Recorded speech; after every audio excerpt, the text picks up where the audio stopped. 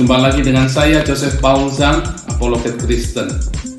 Hari-hari ini banyak orang bertanya kepada saya tentang perjumpaan dengan Tuhan Yesus.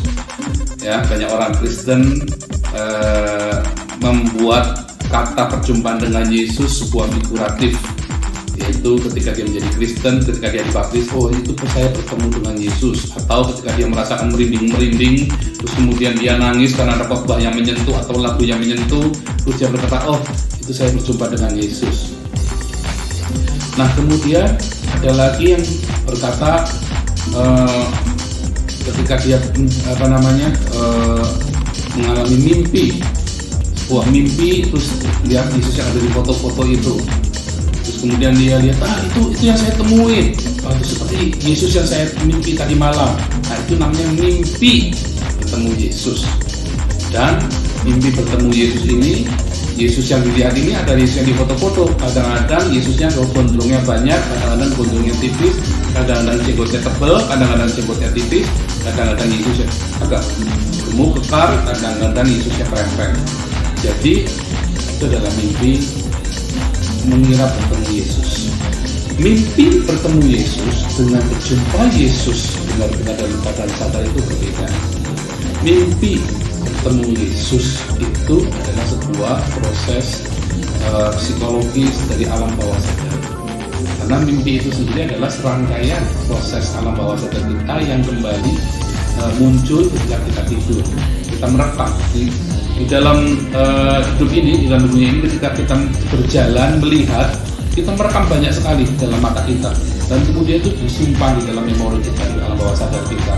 Nah waktu kita tidur dalam masa-masa tertentu atau satu saat tertentu, alam bawah sadar itu akan keluar dan bekerja dalam memori kita, dan kita berpikir itu mimpi, dan kadang-kadang itu begitu nyata, ya. Namanya dalam Indonesia tentang bermimpi itu semua mimpi, kita harus mengatakan mimpi, ya.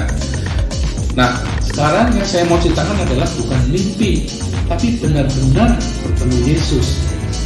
Yesus yang ditemui, banyak orang Islam berpikir, dan bahkan orang Kristen sendiri berpikir bahwa Yesus yang hari ini sama seperti Yesus 2000 tahun yang lalu, pakai sandal jepit, ya, jenggotan, rambutnya gondrong. Oh ya, mengapa rambutnya gondrong? Karena dia seorang nazir Allah, ya. Seorang nazir Allah, dia tidak boleh mencukur rambutnya. Ya, jadi kalau Yesus itu rambutnya pasti gondrong, karena seperti Samson dia nazir dari lahir. Nah, kalau Yesus nazir Allah dari usia 30 tahun, jadi selama 3 tahun itu Yesus tidak mencukur rambutnya. Nah, sampai Yesus mati, ya. Nah, itu semua ada di kitab Taurat, ya, mengenai seorang nazir yang tidak boleh mencukur rambutnya, ya, termasuk Samson sendiri di dalam Hakim-Hakim tidak mencukur rambutnya karena dia seorang yang nazir khususkan bagi Allah. Dan itulah sebabnya Yesus tidak boleh menikah, Yesus tidak mengambil wanita, beda dengan Samson yang juga sembrono, ya, dia punya urapan, dia punya kuasa, dan dia mengambil wanita. Namun hari ini kita mau belajar tentang berjumpa dengan Tuhan Yesus. Nah, seperti apakah berjumpa dengan Yesus itu? Yesus yang dijumpai oleh para rasul setelah kenaikannya ke surga. Yesus berkata bahwa tidak akan ada yang di sini tidak akan mati sampai aku datang dalam kemuliaan. Nah,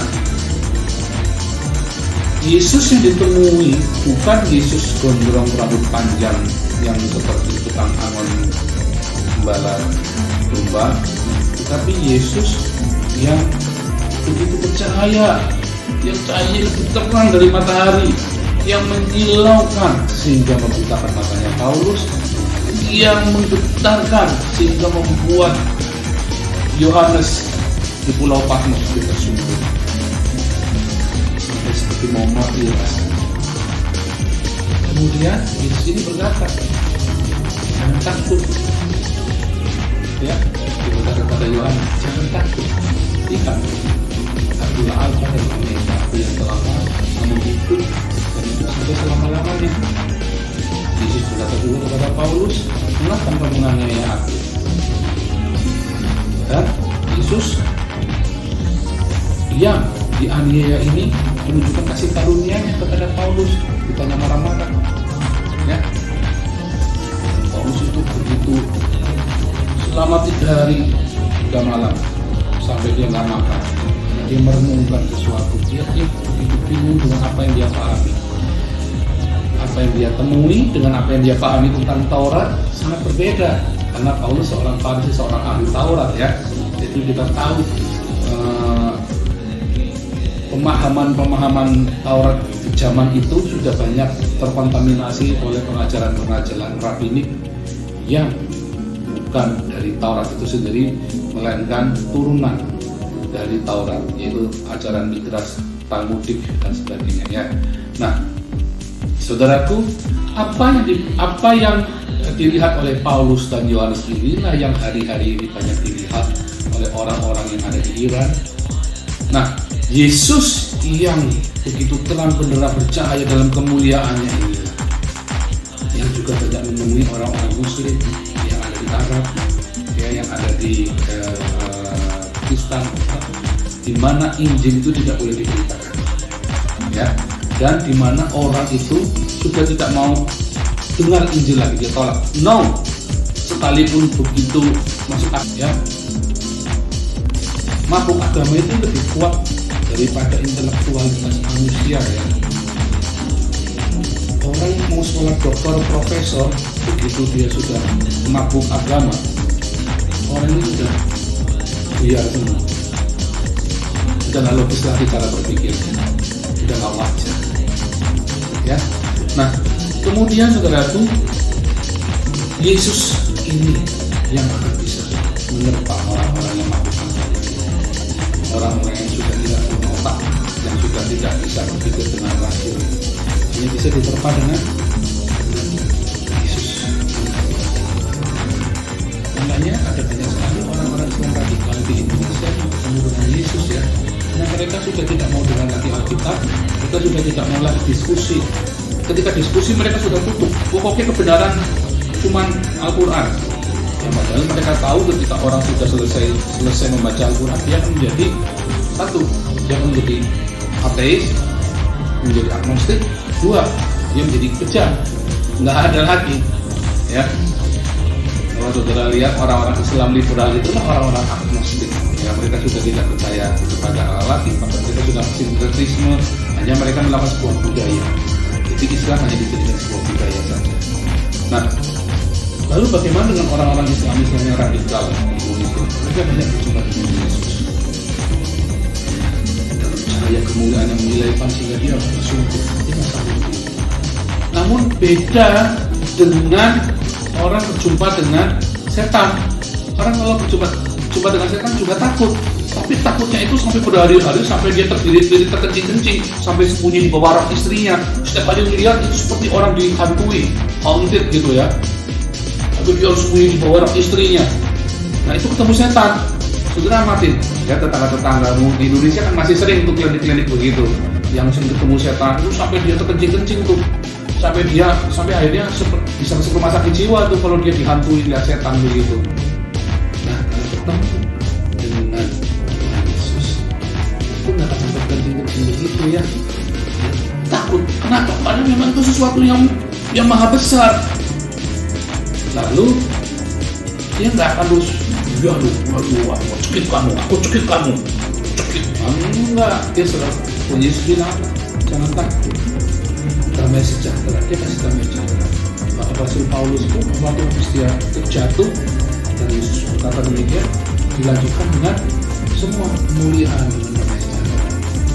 Paulus yang tadinya suka bunuh orang, suka persekusi orang, hoki melihat orang dibunuh, senang kalau ada orang dibunuh. Si Paulus kemudian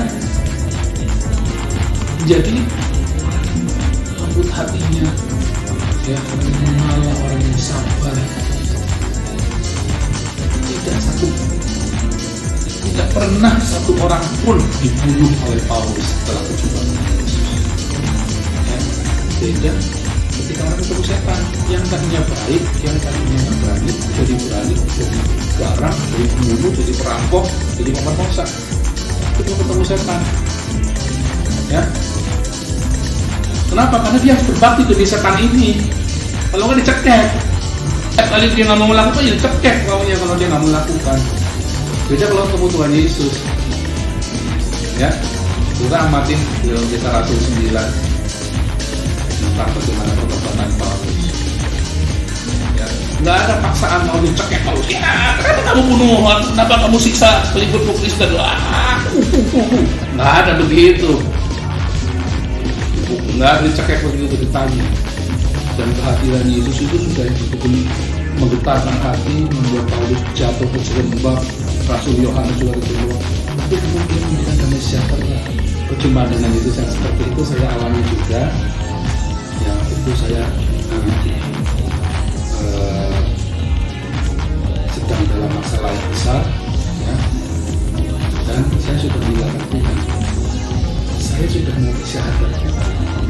Dan juga ada beberapa teman sudah mau syahadatkan saya. Ya. Karena saya marah sama Tuhan. Saya bukannya nggak percaya Tuhan Yesus, tapi saya marah. Banyak pendeta-pendeta mengecewakan saya. Karena saya dari lingkungan pendeta, tentu saja saya konfliknya dengan pendeta-pendeta, ya. Pendeta-pendeta yang saat itu saya pikir saya benar dan mereka salah semua. Mereka mengecewakan saya. Benar-benar ya, mereka menipu saya, mereka menghancurkan hidup saya, mereka mengkhianati saya, mereka memanfaatkan, bahkan ada yang sampai menghancurkan martabat keluarga saya, ya. Konflik yang dan itu membuat saya marah dengan para pendeta ini. Dan itu kemarahan itu saya lampiaskan kepada Tuhan.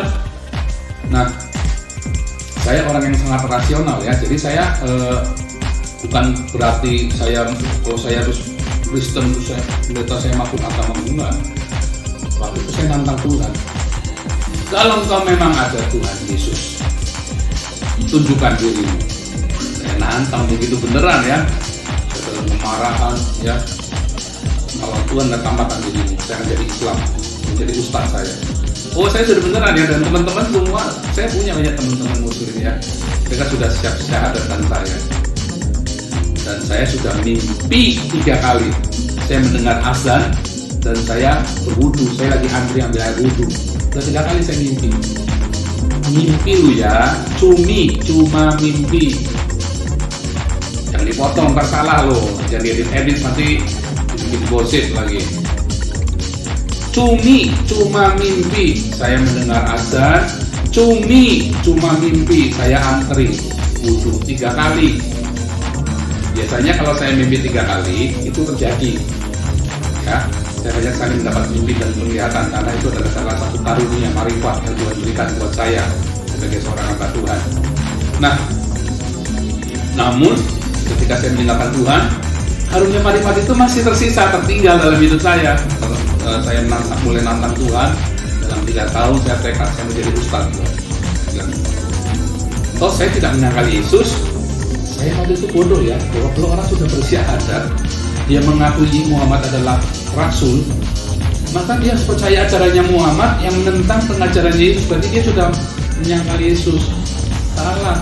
Orang kalau jangan pikir saudara bisa main-main dengan syahadat Islam. Kalau saudara sudah bersyahadat, saudara sudah menyangkal Yesus. Dan barang siapa menyangkal Yesus, maka Yesus tidak akan mengakui kita. Tapi itu saya berpikir sinkretisme, ya.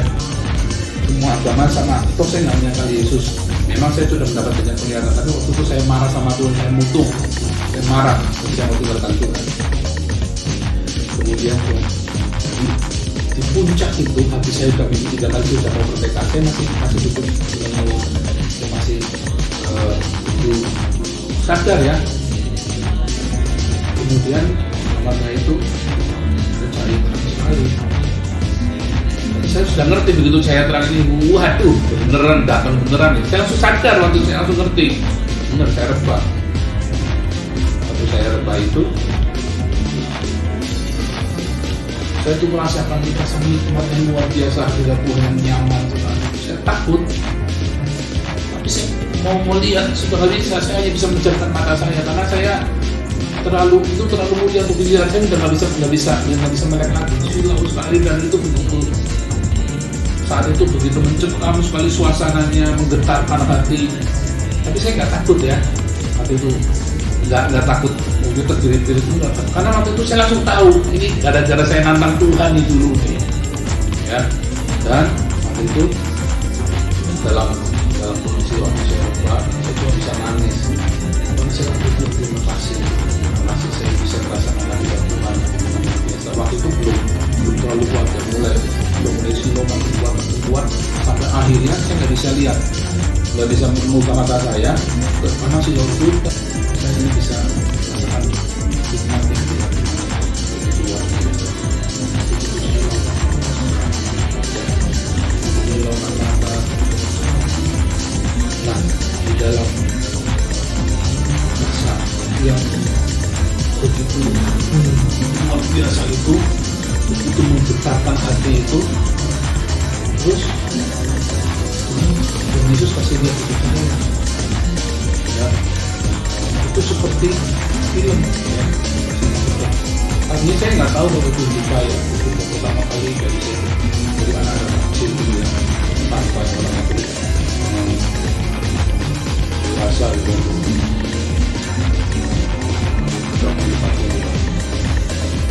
Saya lihat orang ini, saya lihat jahat sekali orang ini. Kenapa Tuhan ada orang jahat begitu ya? Kenapa ada orang semunafik itu ya? Saya dengan polosnya saya bilang begitu. Ya saya nggak tahu kalau itu saya. Kemudian diputar lagi yang kedua kali film ini. Sama ya dari kecil ya, orang sabu sekali, orang munafik sekali, orang jahat, orang syirik, orang ini dengki, orang ini sombong, orang ini begitu arogan, orang ini begitu beringas. Terus saya bilang, ya saya, tapi saya bilang sama Tuhan, mereka itu jahat dari saya, dari orang ini. Saya tunjuk satu-satu musuh saya itu ya, mereka ini. Terus diputar lagi yang ketiga film itu. Persis, makin jelas malah. Terus saya bilang, terus saya sadar, loh itu saya, itu benar-benar saya. Terus saya bilang, iya itu saya. Terus kenapa? Itu reaksi yang wajar. Saya dengki, semua anak semua pernah cabul, semua orang pernah dengki, semua orang pernah sombong, semua anak pernah beringas. Gak mungkin orang enggak, saya bilang begitu. Yang keempat itu terjadi. Yang membuat ya, hancur saya. Setelah saya tahu persis itu saya. Itu saya. Saya yang cantik, saya yang curang, saya yang tidak tulus, saya yang arogan, saya yang dendam, saya yang menunjukkan sesuatu yang karena kesombongan ya. Semua itu dimulai dari kesombongan, dimulai dari ketidaktujuan. Dan saya menangis. Jadi waktu berjumpa dengan Tuhan itu hadirat itu masih berada, tapi saya menangis. Perasaan saya berdosa sekali. Saya bilang, aduh Tuhan, ini orang berdosa sekali. Saya bilang begitu, ini orang berdosa sekali. Nah, kemudian itu nama ya, itu saya nggak ingat itu berapa jam itu ya, tapi itu saya masih ingat. Akhirnya selama berhari-hari itu saya puasa, dan setiap kali saya puasa sih ketemu dengan Tuhan Yesus itu, dan saya berkata sama Tuhan, saya berdosa, saya harus apa? Karena pasti saya puasa itu, 7 hari kali saya puasa waktu itu, apa yang saya lakukan?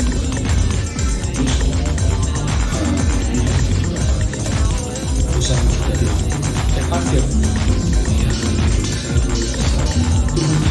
saya orang-orang yang bunuh saya, orang-orang yang sudah saya sakiti. Saya ingat ya, saya hanya nyakitin orang, dan kalau saya nyakitin itu bertahun-tahun ya. Karena waktu saya tinggalkan Tuhan itu, saya itu benar-benar gila ya waktu itu ya. Selama 3 tahun itu, saya tidak pernah saya sakiti ya. Kalau senggol bacok ya, mungkin lebih jahat daripada orang-orang. Di lain hari akan saya ceritakan lagi ya, tentang kesaksian saya bagaimana Tuhan membahas. Cuman sekarang saya mau menceritakan bagaimana berjumpa dengan Yesus. Akhirnya saya dengan berjumpa dengan Yesus itu ya, tadi saya tetap saya ngomong sama Tuhan, Yesus, kalau saya sekarang mati sama Yesus, Yesus memang ngampunin, tapi apa orang-orang itu ngampunin saya? Terus Yesus bilang, stop, tinggalkan semua aktivitas pekerjaan, kamu kembali melayani aku. Tadinya saya tuh sambil melayani, karena saya tidak tergantung dengan gereja, saya melayani, saya punya yayasan sendiri, saya mencukupi hidup saya sendiri, saya bekerja sebagai profesional ya. Karena saya misionari. Dulu saya pernah menggembalakan jemaat, kemudian saya menjadi misionari dengan swadaya. Seperti di Sumatera, saya Bali, saya pergi kemana-mana ya. Selama bertahun-tahun itu, selama 10 tahun itu saya mencukupi diri saya sendiri ya. Nah, saya nggak pernah nulis-nulis sama orang ya buat pelayanan saya ya. Saya nggak pernah nulis-nulis sama orang buat pelayanan saya.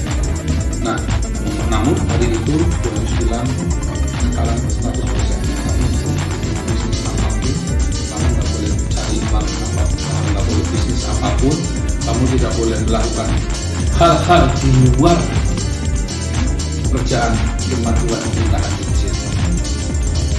Dan saudara tahu ketika saya berjumpa dengan Yesus itu, saya punya banyak sekali pertanyaan-pertanyaan dalam pikiran saya, karena saya seorang yang kritis ya. Tapi Tuhan aja saya beri nantang ya. Saudara itu, semua pertanyaan-pertanyaan itu tidak dijawab. Cara saya membaca Alkitab itu berubah. Artinya saya yang model-model orang kami ya, suka ngarang-ngarang di metafora, figuratif, bukan disimbol-simbolkan ya, tentang teknologi. Hari saya bertemu dengan Tuhan Yesus, hari itu saya adalah guru yang saya perlu mengerti bagaimana membaca Alkitab secara rupiah. Saya terus ya, saya terus rupiah. Artinya saya maksudnya ini, konteksnya ini, diturunkan seperti ini.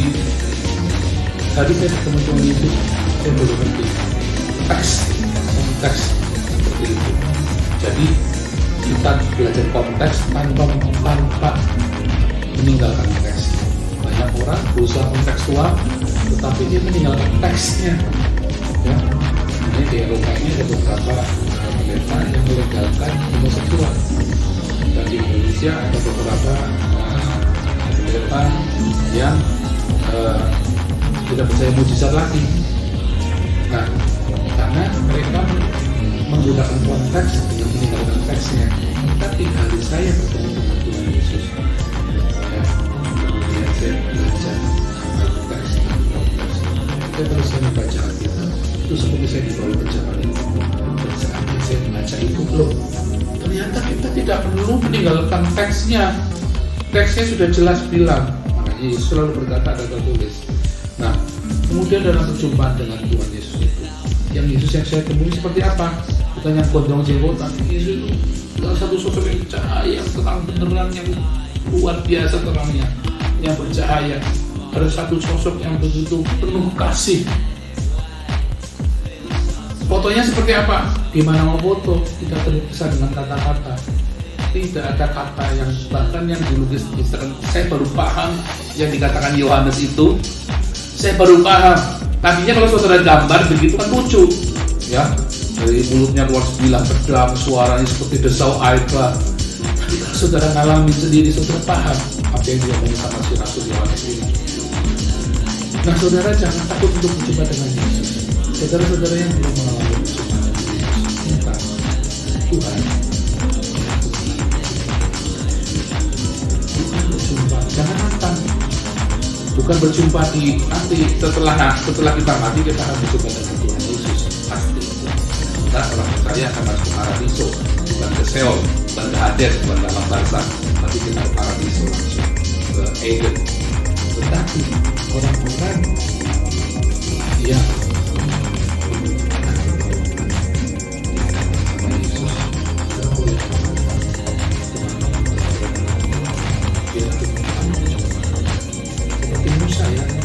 jangan nggak dikasih sama Tuhan, tapi hanya kasih. Jadi setiap berjumpa dengan Yesus itu akan membuat kita berubah dalam metanoia, ada ya dalam pola pikir kita, Roma 12:1, dan juga kita akan mengalami cara hidup kita berubah.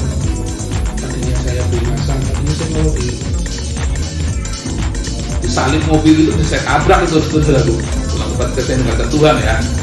setelah saya ketemu dengan Tuhan Yesus, saya mulai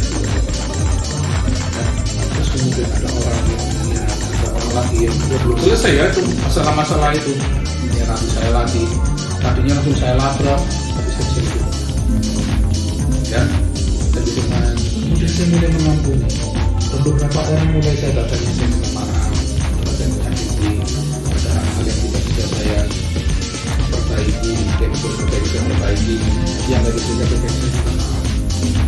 Dan di dalam perjumpaan dengan Tuhan Yesus ini, saya masih ya beberapa kali nanti ada masih melakukan hal-hal yang itu orang, tetapi kemudian saya cepat masuk juga. Nah, dua hal. Satu, saya kemudian bisa mengampuni dengan mudah. Dan saya juga mungkin jadi kopra, jadi putih, sampai jadi melalui yang tahu ya, siapa ya itu anak itu saya. Saya kaget ketika saya mulai berubah. Ya, makanya saya tidak terlalu sulit mendidik anak saya, karena anak saya melihat bahwa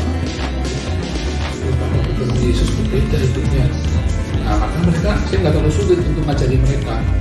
Ya, mereka menghafal Amsal itu bisa lihat di YouTube-nya. Saya menghafal Amsal 1-31. Ya, Amsal itu kira-kira tentunya ada seperti Al-Quran ya, 2000 ayat itu. Nah, kemudian Yesus yang saya temui yang kedua mengubah hidup saya dalam hal apa? Dalam hal saya menjadi buka ketika baca Alkitab. Satu diceritakan ayat itu ketika saya baca Alkitab itu seperti hidup dan saya lihat ini dua hal. Nah, dua hal ini yang membuat terobosan dalam hidup saya sehingga saya kembali memberitakan Injil ya, dan saya menjadi sangat efektif. Hari itu saya mulai memberitakan Injil banyak sekali setiap kali saya memberitakan Injil ya, orang bisa tersungkur khusus loh. Saya kaget ya, saya pernah memberitakan orang Injil, satu orang ini saya cuma cerita sedikit tentang hidup saya, terus orang ini tiba-tiba tersungkur, dia berlutut, Tuhan Yesus ampuni aku. Saya kaget, baru kali ini saya ingin jadi orang-orang yang langsung tersungkur minta ampun nama Tuhan Yesus. Cuma waktu itu saya belum berani membaptis karena saya sudah tidak berbaptis manapun. Konsep kepala saya masih organisasi waktu itu ya, itu kan. Kemudian 2014-2015 saya mulai fokus ya, belajar teologi yang benar ya. Kemudian saya mulai 2015 itu saya mulai membaptis. 2015 itu saya mulai membaptis di Eropa, itu masih saya juga mulai dengan perjumpaan dengan Yesus ya. Aku saudara jadi ini gampang dan saudara jadi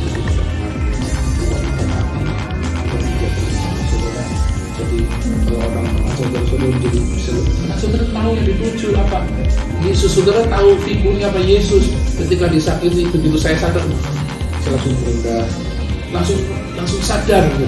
Bukan saya tidak, karena ada satu kesadaran, ada satu motivasi untuk merendahkan diri, untuk hidup. Saya ingin menjadi serupa dengan Yesus dalam kerendahan hati, kesucian, dalam lemah lembutan. Dua, saudara ketika membaca firman Tuhan itu lompat, firman Tuhan itu ya, firman itu kan akan seperti keluar dan hidup, itu namanya rema ya. Nah, kemudian ada tambahan plus bonus, saya jadi nggak takut dengan apapun ya. Saudara tahu kasih itu tidak mengenal ketakutan. Dalam kasih itu tidak ada ketakutan. Jadi kalau ada orang yang takut, berarti dia nggak ketemu Yesus benar-benar. Kalau ada orang yang sudah ngaku bertemu Yesus, tetapi kemudian dia masih menyangkal Yesus, dia nggak ketemu Yesus benar-benar. Dari pengalaman saya dan banyak orang lain, ya, karena saya di sini kan banyak ketemu dengan orang-orang Iran yang bertemu Yesus juga. Salah satunya videonya tadi saudara lihat bahwa orang ini ketika ketemu Yesus dia jadi berani, ya, dia lumpuh, tulang-tulangnya sudah habis semua, ya, dia berani. Ya, di Iran itu kalau bilang saudara bisa dibunuh itu, kabur, ya, dia kabur ke sini, ke Eropa, selamat karena dia ada di Prancis orang itu, ya, dan dia ada di Prancis orangnya. Nah, kemudian si Daniel ini ya, namanya si orang Iran ini, dia udah nggak takut mati, dia nggak tahu apa. Kenapa dia kabur? Karena bilang saya harus memberitakan Injil. Saya bilang, wah hebat sekali ini orang, dan dia beritakan Injil kepada teman-temannya orang Iran. Ya, luar biasa sekali. Jadi nggak takut mati orang ini, sudah nggak takut mati, takut berkobar, memberitakan Injil, kobar. Ya itulah percobaan dengan Yesus.